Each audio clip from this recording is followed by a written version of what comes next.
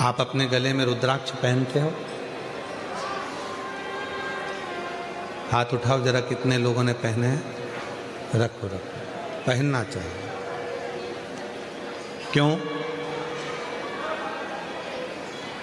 किसी पुराण में किसी देवता ने वचन नहीं दिया,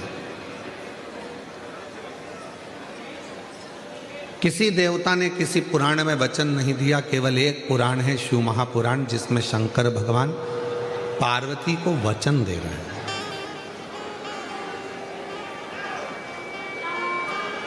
शिव पार्वती को वचन दे रहे हैं, भगवान शंकर पार्वती जी को वचन दे रहे हैं। केवल एक पुराण है और वो है शिव महापुराण, जिसमें भगवान शंकर पार्वती को वचन दे रहे हैं कि पार्वती, ये मेरे प्रेम का अश्रु है रुद्राक्ष। तूने जब मेरे नेत्रों का स्पर्श किया और उन नेत्रों का स्पर्श करने से जो बिंदु पृथ्वी पर गिरा, उसके गिरने से ये रुद्राक्ष का पौधा उत्पन्न हुआ।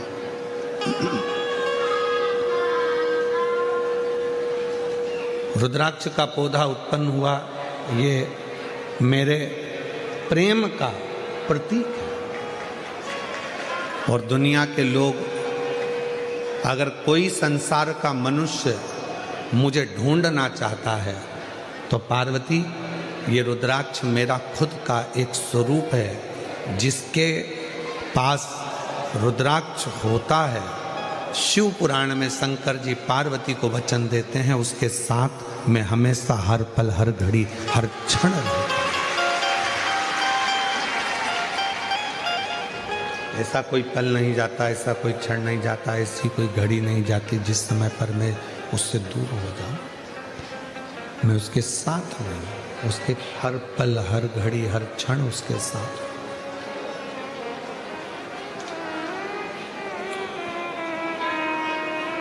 एक क्षण भी मैं उसका खाली नहीं जाने देता, हर क्षण में उसके साथ में। इसलिए शिव महापुराण की कथा कहती है कि अपने गले में रुद्राक्ष का होना बहुत जरूरी है।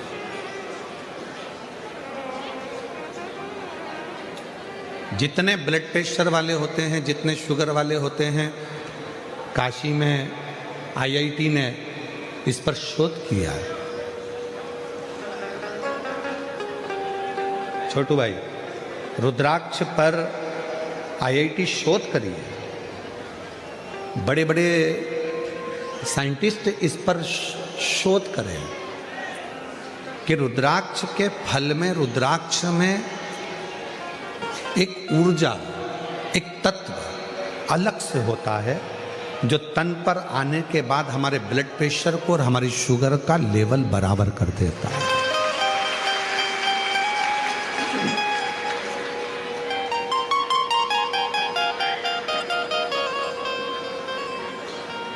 वो हमारे शुगर के लेवल को बराबर कर देता है, बराबर।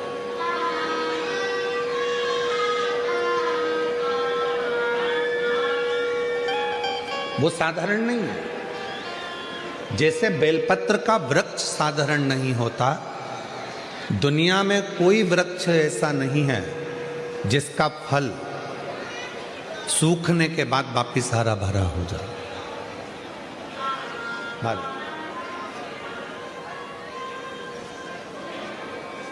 दुनिया में केवल एक बेलपत्री का वृक्ष ऐसा है जिसका बेल का फल बेल के पेड़ में लगा लगा यदि सूख भी जाता है तो सूखने के बाद बेल वृक्ष उसको वापिस ताजा कर देता है, हरा कर देता है और वापिस वो भर जाता है। केवल एक बेल का पेड़, बेल वृक्ष केवल ऐसा है जिसका फल पुनः वापिस ताजा हो जाए। अगर किसी ने फल को नहीं तोड़ा, वो फल लगा हुआ और उस फल को, लगे हुए फल को कोई नहीं तोड़ रहा है, तो वो फल लगा लगा लगा लगा लगा लगा वापिस ताजा हो जाएगा, वापिस निर्मल हो जाएगा।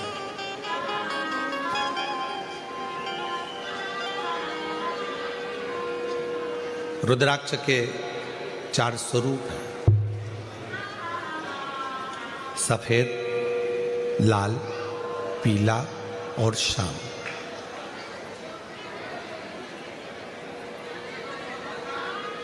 एक सफेद रुद्राक्ष भी होता है, एक लाल रुद्राक्ष भी होता है, एक पीला रुद्राक्ष भी होता है, एक सफेद रुद्राक्ष भी होता है।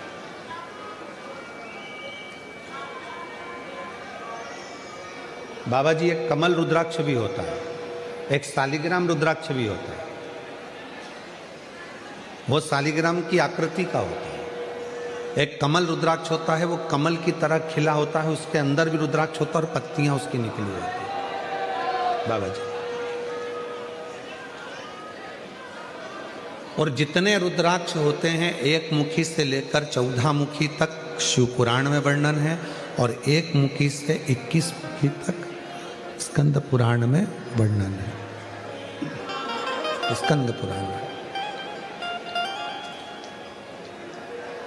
सारे रुद्राक्षों में, मान लो एक मुखी रुद्राक्ष आपको मिल गया, बाबा की कृपा है। अगर असली मिल गया तो ये शिव कृपा है, शंकर की करुणा, शिव की दया।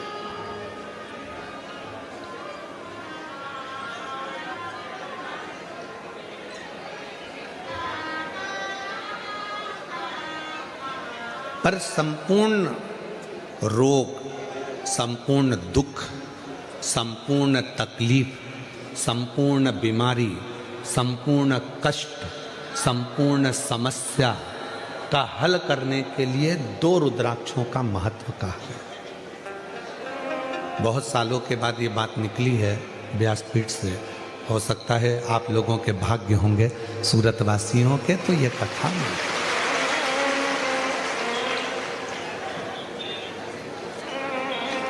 दो रुद्राक्ष ऐसे होते हैं जो संपूर्ण बीमारी के लिए, रोग के लिए, तकलीफ के लिए, कष्ट के लिए, दुख के लिए निवारण का कार्य करते हैं। वो है पहले नंबर पर 5 मुखी रुद्राक्ष। क्यों? शिव पंचानंद है। भगवान शंकर का एक मुख अघोर मुख है। अघोर मुख, अघोर मुख का मतलब है कि उनको क्रोध नहीं आता। अघोर मुख का मतलब है कि वो शांत स्वरूप हैं। कर्पूर घोरम करुणा तारम संसार सारम, कर्पूर करुणा संसार सारम, भुजगेन्द्रहारम सदा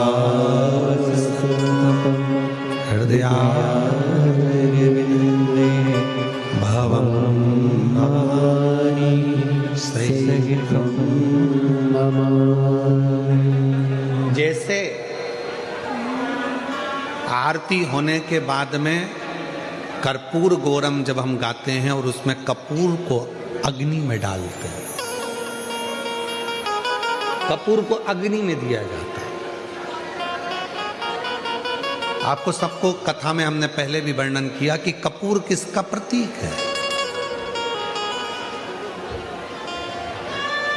जो आरती के बाद में कपूर लगाया जाता है वो किसका प्रतीक है? यदि आपने पूर्व में शिव पुराणों को सुना होगा तो उसमें हमने वर्णन किया है। पूर्व में अश्वमेध यज्ञ होते थे।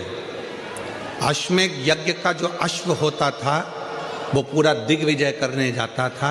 फिर वो अश्व आता था और उस अश्व को अग्नि की साक्षी में दिया जाता था। अब आज का व्यक्ति तो इतने सारे अश्वमेध यज्ञ नहीं कर सकता। आज के व्यक्ति के पास टाइम भी नहीं है, तो वो यज्ञ भी बड़ी मुश्किल से कर पाता है, हवन में भी बड़ी मुश्किल से बैठ पाता है। अश्वमेध यज्ञ का पुण्य कैसे प्राप्त हो? तो भगवान राम जी ने अपने गुरु विश्वामित्र जी से ये पूछा था कि हमें, वशिष्ठ बाबा से पूछा था कि हमें अश्वमेध यज्ञ का फल रोज प्राप्त हो। हम अश्वमेध यज्ञ तो एक ही बार करें, पर उसका फल रोज प्राप्त हो, उसके लिए क्या करना चाहिए? तो वशिष्ठ बाबा ने, विश्वामित्र जी ने उस अश्वमेध यज्ञ के अश्व को कपूर बना दिया और उस यज्ञ कुंड में छोड़ा। तो कहा वशिष्ठ बाबा ने और विश्वामित्र जी ने, जब संसार का मनुष्य अपने घर में नित्य आरती करता है, विशेष आरती में जब कपूर की आरती करेगा तो उसको अश्वमेध यज्ञ का फल उसी क्षण प्राप्त होगा। अश्वमेध यज्ञ का फल प्राप्त करने के लिए हम रोज आरती के बाद थोड़ा सा कपूर लगा देते हैं और हम बड़े प्रेम से गाते हैं कर्पूर गौरम करुणा। अश्वमेध यज्ञ का फल।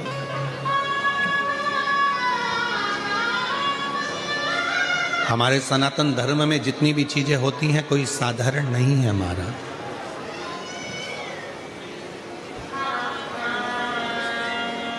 हमारे सनातन धर्म में जितनी भी चीजें हैं, हाथ में अगर हम मोली बांध रहे हैं, लाल लच्छा बांध रहे हैं, नाड़ा बांध रहे हैं, वो लाल पीला धागा बांध रहे हैं, क्यों बांधते हैं? किस लिए बांधा जाता है? उसको बांधने का केवल एक कारण होता है कि हम किसी दूसरे के बंधन में ना पड़ जाएं, तो वो बंधन बांधा जाता है।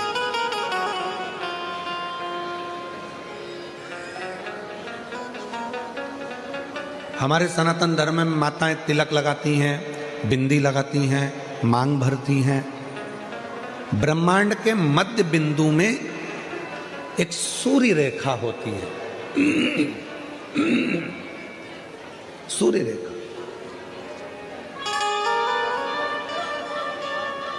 सूर्य का रंग होता है लाल और सूर्य का रंग लाल होता है।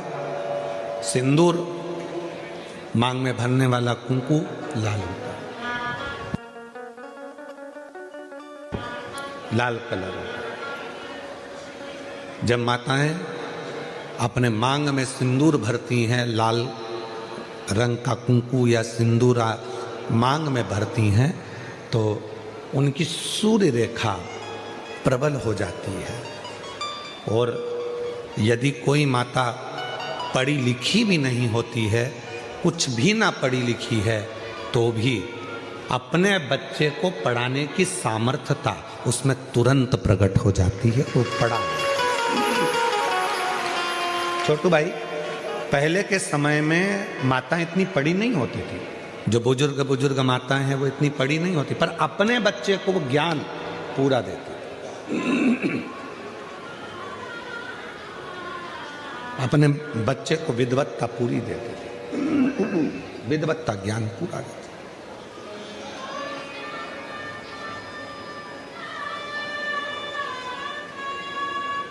जितने भी सनातन धर्म के ये कार्य हैं, हाथ में मोली बांधना, मस्तक पर तिलक लगाना, मांग भर लेना, मंगल सूत्र धारण कर लेना, शादी के समय पर मंगल सूत्र गले में पहनाया जाता है। क्यों पहनाते हैं मंगल सूत्र?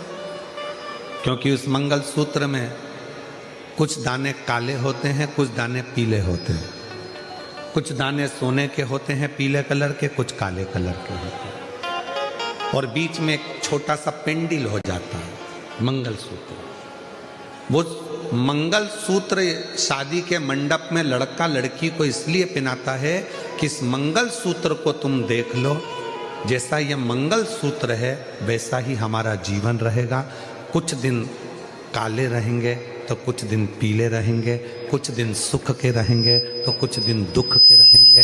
पर चिंता मत करना, ये सुख और दुख के दिनों में जब हम पूर्ण तरह से निकल जाएंगे तब आखिरी में एक पेंडिल आता है। उसी तरह फिर हमारी जिंदगी में एक आनंद का दिन जरूर आएगा। चिंता मत, वो दिन जरूर आएगा। वो दिन अपनी जिंदगी में खुशी का दिन जरूर आएगा, सुख का दिन जरूर आएगा।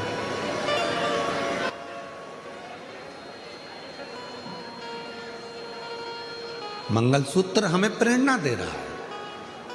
सुख और दुख आएंगे, जिंदगी है। कभी भी याद रखना, कोई महाराज तुमको मिल जाए और कह दे कि मैं तुम्हारी जिंदगी में दुख नहीं आने दूंगा, समझ लेना पक्का बेवकूफ बना रहा। तुमसे पैसे कमाना होंगे इसलिए वो कह रहा है कि तुम्हारी जिंदगी में दुख नहीं आने दो। भगवान राम जी की जिंदगी में दुख आया, इतने बड़े बड़े गुरु जी उनके थे, भगवान कृष्ण की जिंदगी में दुख आया, इतने बड़े बड़े गुरुजी उनकी जिंदगी में थे। माँ जानकी के पिताजी के यहाँ इतने बड़े बड़े गुरुजी थे, तो भी माँ जानकी की जिंदगी में दुख आया। तो कोई तुमसे कह दे कि मैं तुम्हारे जीवन में कभी तुम्हें दुख नहीं आने दूंगा, मैं तुम्हें ऐसी विद्या बता दूंगा कि तुम्हें तकलीफ नहीं आएगी, या मैं तुम्हारे को कहीं से गड़ा हुआ धन निकाल कर दे दूंगा, या मैं तुम्हारे लिए कोई ऐसा जादू फादू कर दूंगा, कहने में मत आना।